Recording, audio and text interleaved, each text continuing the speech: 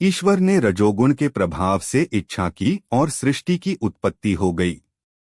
साकार सृष्टि के दो भाग है। प्रथम भाग सजीव चेतन सृष्टि जिसमें सभी चेतन सूक्ष्म शरीर जो कि नित्य, शुद्ध, बुद्ध, निर्मल, अजर व अमर हैं।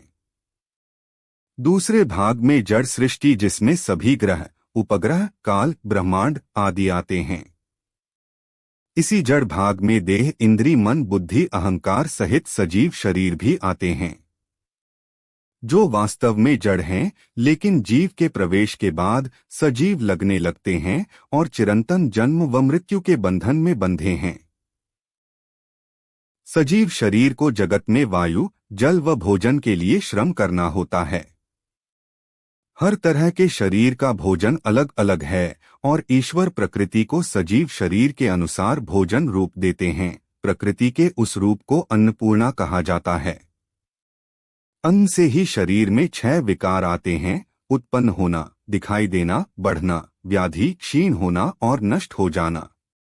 ज्ञान बिना ना तो कोई अपना भोजन पहचान सकता है, न ही अर्जित कर सकता है और न ही प्राप्त कर सकता है।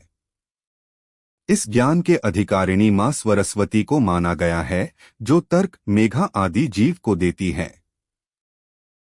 दूसरा ज्ञान जीव को अपने कर्मों के कारण आता है, अर्थात जो भी वह कर्म करता है उसे उसका मन व बुद्धि तात्कालिक स्मृति में सुरक्षित कर लेते हैं।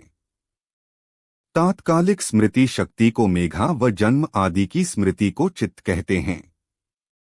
चित्त जीव के अंतर चतुष्टया का भाग है, लेकिन केवल ईश्वर व ब्रह्मा जी का ही इस पर अधिकार है। अर्थात जीव को इस स्मृति में प्रवेश का अधिकार नहीं है।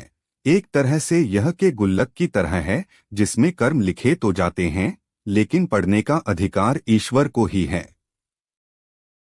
इस तरह जीव को एक जन्म से दूसरे जन्म अथवा एक शरीर से दूसरे शरीर पर उसके कर्म फल के अनुसार जन्म, योनि, सुख व दुख मिलते हैं, जिसे उसे प्रारब्ध के रूप में भोगना होता है।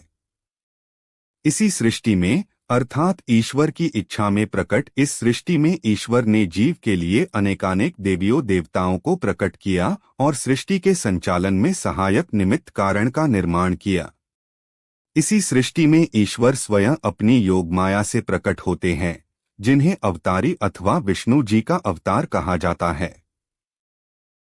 इस तरह विष्णु जी के 2 रूप हुए। पहला महाविष्णु जिनकी इच्छा में यह सृष्टि प्रकट हुई, और विष्णु जी अर्थात ईश्वर स्वयं स्वांश रूप में अपनी ही इच्छा में प्रकट हुए और यही सबसे शक्तिशाली और समस्त वैभव, आनंद आदि के स्वामी हैं।